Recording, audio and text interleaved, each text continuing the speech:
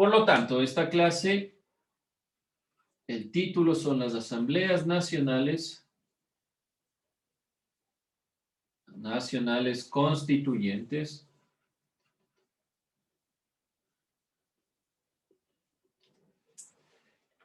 y vamos a comenzar obviamente con el siglo XVIII.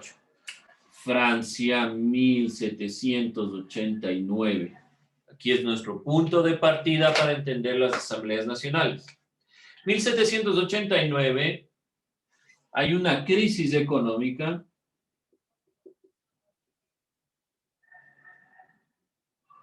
Esta crisis económica está derivada de las sequías y las malas cosechas que vino presentando Francia en esta época. ¿Qué pasa en la sociedad realmente? Los nobles procuraron el cobro de más impuestos para sostener la economía, pero obviamente el pueblo no tenía de dónde pagar estos impuestos y se vio cada vez más la miseria de la población.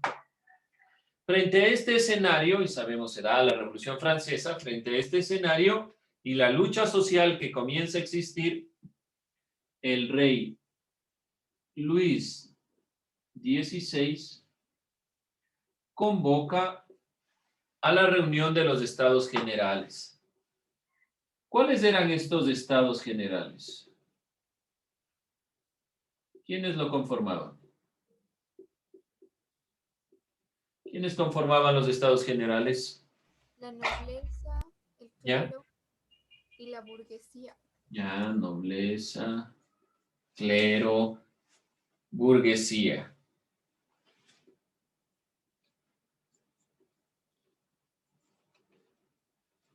Aquí dentro de la burguesía le podemos considerar a todo el pueblo. Este es el tercer estado. Es importante que no se olviden del tercer estado porque también algunos movimientos sociales en la actualidad hablan mucho de este tercer estado que nuevamente debe levantarse, luchar por sus derechos y demás. Está hablando de este grupo sobre todo en la actualidad, del pueblo.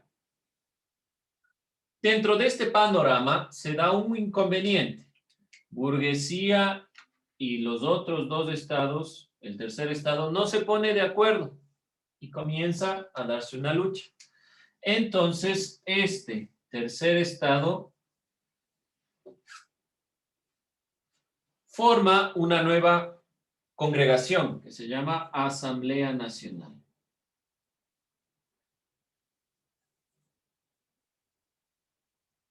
La Asamblea Nacional tenía una perspectiva principal. La perspectiva era instaurar la Declaración de los Derechos del Hombre y el Ciudadano y sobre todo plantear una nueva constitución. Dentro de este contexto y al separarse los dos estados del tercero, se comienza a dar una lucha social porque este grupo no quería escuchar esos designios. Por lo tanto, Luis XVI vuelve a llamar a los tres estados en una asamblea, una asamblea que se llamará Asamblea Nacional Constituyente. Dentro de esta consideración, el clero, la nobleza que se oponían a las reformas de la burguesía, representaban, la burguesía que representaba las clases medias y populares, se genera esta nueva asamblea constituyente donde el pueblo, como única autoridad, va a plantear los criterios. Entonces, en esta, el rey Luis XVI llama en una tercera instancia, en una tercera parte, pongámoslo así, a la Asamblea Nacional Constituyente. Ahora, mi pregunta es, ¿por qué es constituyente? ¿Qué quiere decir constituyente? ¿Por qué constituyente? No porque solo llamarle Asamblea Nacional. ¿Por qué llamarle Asamblea Nacional Constituyente? ¿Ideas, opiniones? Por la Constitución. Bueno, por la Constitución. Evidentemente, aquí ya se planteó una Constitución, pero sobre todo aquí se va a asumir esa Constitución. Entonces, una Asamblea Nacional Constituyente es aquella que asume o crea una constitución. Ese es el carácter de la Asamblea Nacional Constituyente. Y bueno, de ahí ya sabemos todo el proceso. Y posteriormente se quería unificar esta consideración de los reyes con la perspectiva del pueblo. Aquí en la Asamblea Nacional Constituyente, el pueblo es el único soberano y realmente el que ejerce el poder. El pueblo como autoridad.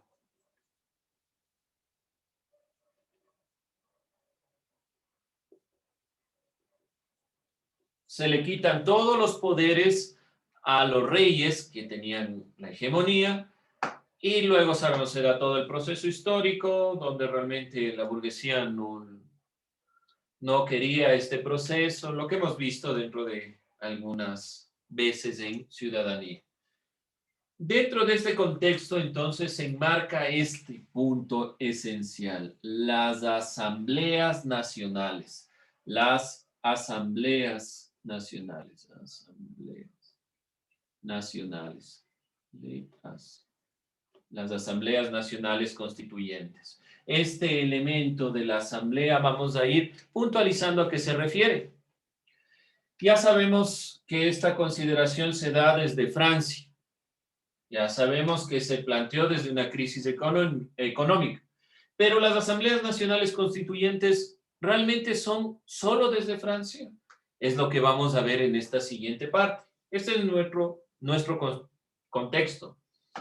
Las asambleas constituyentes de 1789, en realidad, posteriormente todo el siglo XVIII va a tener influencia importante dentro de esta perspectiva del pensamiento.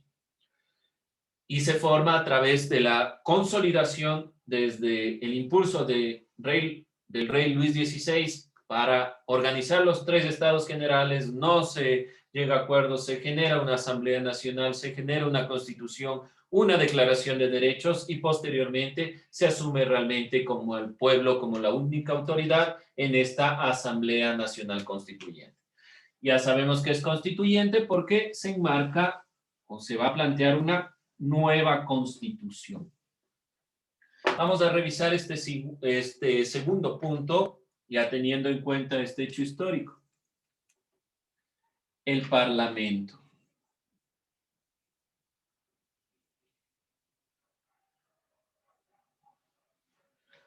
Hasta antes de la Revolución Francesa, en el Estado absolutista medieval, el poder recaía en una sola persona, el rey. Entonces, antes, el poder en el rey como la única autoridad hegemónica. Era imposible que otras clases con poder económico tuvieran la opción de participar dentro del poder político y social.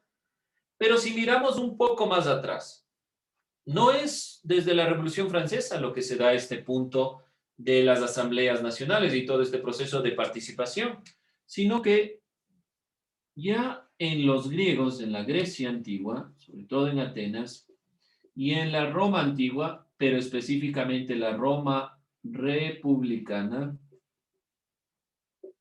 esta Roma república, ya existían asambleas parlamentarias que estaban integradas por ciudadanos. Ya existían estas asambleas que estaban integradas por ciudadanos.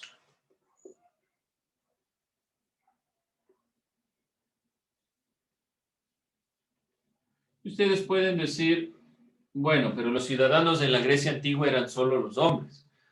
Sí, pero por lo menos existía la participación, es decir, aquellos que eran considerados ciudadanos podían participar de principalmente el poder para tomar decisiones por su país, por su nación. Tomaban decisiones de la vida de su país. Es muy importante entonces recordar que nosotros siempre analizamos la Revolución Francesa, pero esa Revolución Francesa y los pensadores ilustrados y todos estos filósofos que impulsan la Revolución Francesa realmente se están basando en las perspectivas de la democracia griega y romana. Este rescate del pasado fue un paso para la instauración en Francia de una nueva institución de decisión, la Asamblea Nacional. Entonces, gracias a esto, en Francia se instaura la Asamblea Nacional.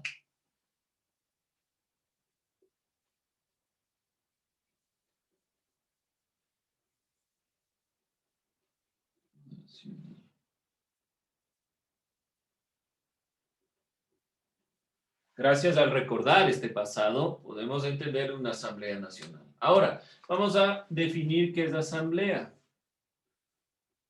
Una asamblea es la reunión de los representantes de un colectivo. Reunión de representantes de un colectivo. Es decir, por ejemplo, se reúnen las personas del barrio y van a tomar decisiones por su barrio. Esa es una asamblea. Esa asamblea, que es la reunión de representantes, van a tomar decisiones en conjunto para tomar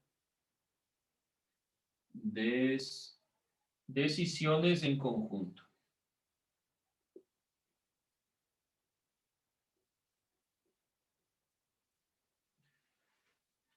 Eso es propiamente una asamblea. El poder ya no recae sobre una sola persona. Ya no es esto en el criterio de la asamblea, sino que se diversifica dependiendo de los criterios. Un impulso también de la asamblea planteada desde la Revolución Francesa es la división de poderes, un elemento fundamental.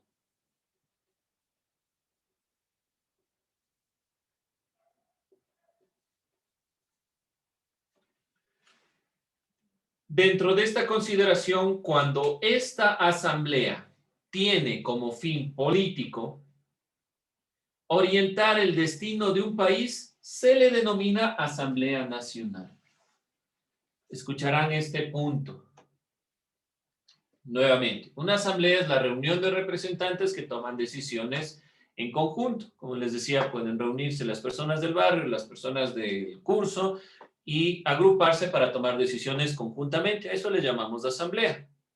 Pero si esa asamblea, esa reunión de representantes van a tomar decisiones por un país, se llamará Asamblea Nacional. ¿Qué es entonces una Asamblea Nacional? Es la reunión de representantes que va a tomar decisiones en conjunto, pero por beneficio o en cuanto al destino de un país. No se olvidarán estas dos definiciones que estoy dando que tal vez aparezcan en algún momento.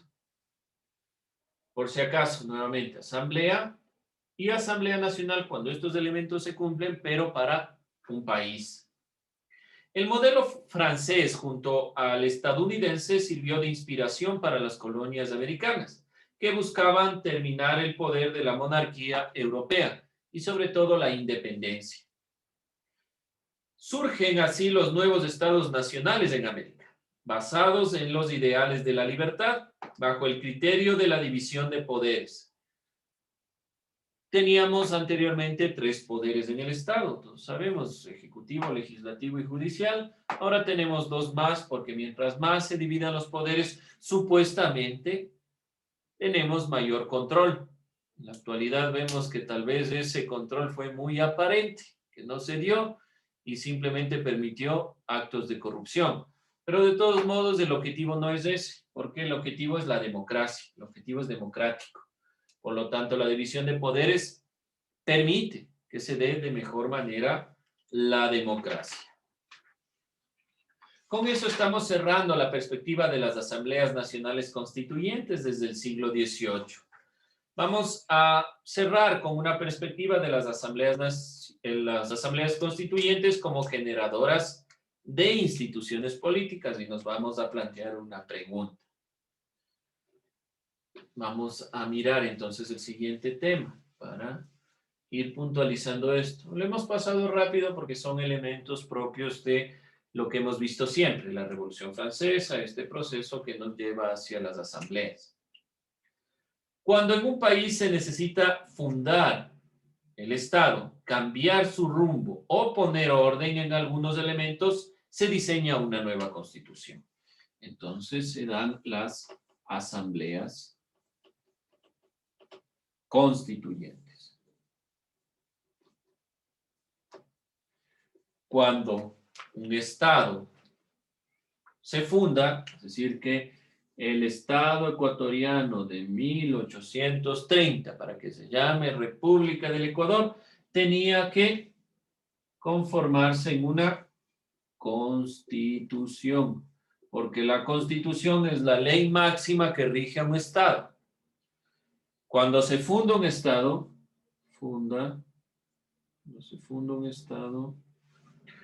cuando se quiere cambiar de rumbo,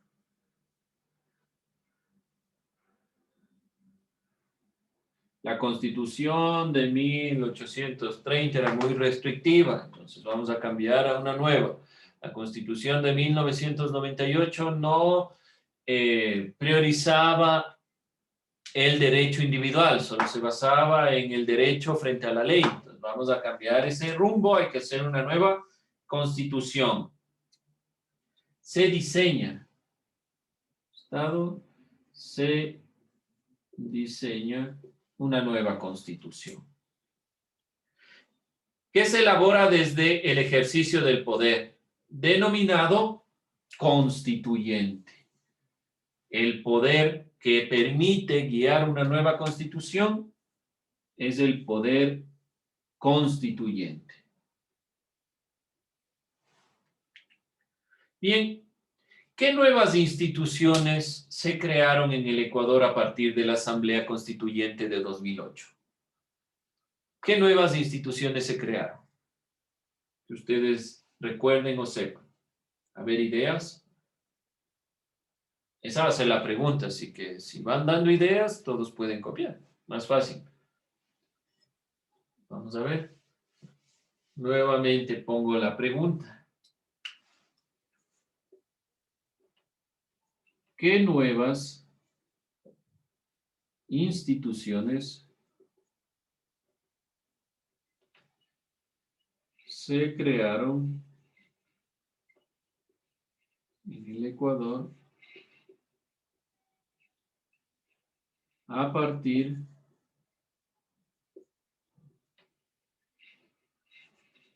de la Asamblea Constituyente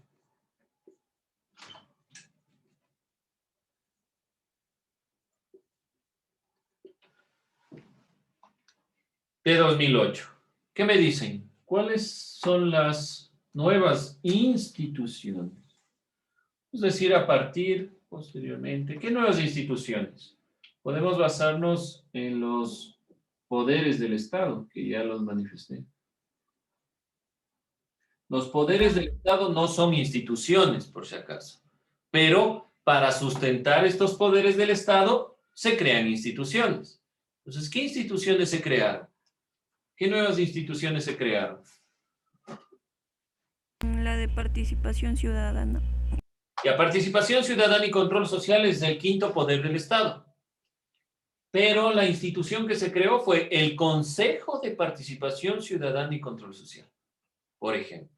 El cuarto poder del Estado es el poder que está controlado por el CNE. La institución es el CNE y se agrupó el Tribunal de Justicia. Se crearon algunas secretarías, se crearon algunas instituciones que sustenten estos poderes.